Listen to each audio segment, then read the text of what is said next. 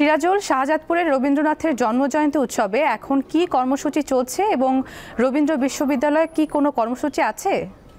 রাখি যে আজকে 25শে বৈশাখ কবিগুরু রবীন্দ্রনাথ ঠাকুরের 166তম জন্মবার্ষিকী উপলক্ষে আজকে সিরাজগঞ্জের শাহজাদপুরে যে রবীন্দ্র স্মৃতি বিজড়িত রবীন্দ্র কাছারি বাড়ি, সেখানে কিন্তু আজকে সকালে থেকে কিন্তু বিভিন্ন কর্মসূচি শুরু হয়েছে এবং কর্মসূচি কিন্তু আজকে সকাল 10টা থেকে শুরু হয়েছে এবং এখানে উদ্বোধন করেন যে পার্বত্য চট্টগ্রাম বিষয়ক মন্ত্রণালয়ের যে সচিব আব্দুল খালেক, তিনি সকাল 10টায় কিন্তু এখানে উদ্বোধনের পরে কিন্তু এখন আলোচনা সভা চলছে।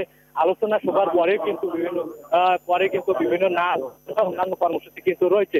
আরেকটা বিষয় আপনাকে জানিয়ে রাখি যে আজ থেকে কিন্তু 3 দিন ব্যাপী এই সিরাজগঞ্জের এই কাছারি বাড়িতে 3 দিন ব্যাপী কিন্তু অনুষ্ঠানমালা চলবে এবং রবীন্দ্র যে বিশ্ববিদ্যালয় রয়েছে, রবীন্দ্র বিশ্ববিদ্যালয়ে যারা শিক্ষার্থীরা রয়েছে এবং শিক্ষকরা রয়েছে, তারা কিন্তু এই বিভিন্ন অনুষ্ঠানে কিন্তু যোগদান করেছেন এবং এখানে নাচ গান সহ বিভিন্ন আবৃত্তির অনুষ্ঠানগুলো কিন্তু হবে আজ থেকে শুরু হয়ে এবং আগামী 3 দিন পর্যন্ত চলবে।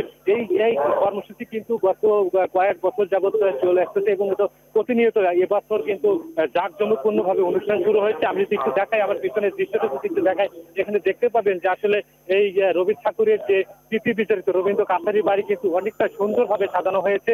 আর একটা বিষয় আপনাকে জানিয়ে রাখি যে এই রবীন্দ্র কাছারি বাড়িতে রবি ঠাকুর 1840 সালে এসেছিলেন এবং এখানে এসে কিন্তু তিনি কিন্তু আসলে 13 টাকায় 10 আনায় কিন্তু জমিদারে কিনেছিলেন এবং প্রায় 1890 থেকে 1897 সাল পর্যন্ত এখানে কিন্তু জমিদারি দেখাশোনা করেছেন। এখানে তিনি কিন্তু বিভিন্ন গল্প, ছোট গল্প, সাহিত্য এবং অন্যান্য যে কবিতা আবৃত্তি সহ বিভিন্ন গল্প কিন্তু এখানে লিখেছেন এবং এখান থেকে কিন্তু বিভিন্ন গল্প কিন্তু বিভিন্ন পত্রিকা এবং বিভিন্ন যে প্রবন্ধ বিভিন্ন কিন্তু লিখেছেন।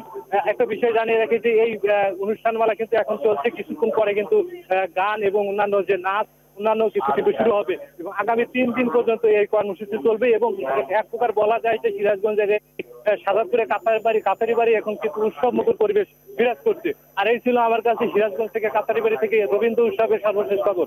নুসরাত। সিরাজুল, আপনাকে ধন্যবাদ।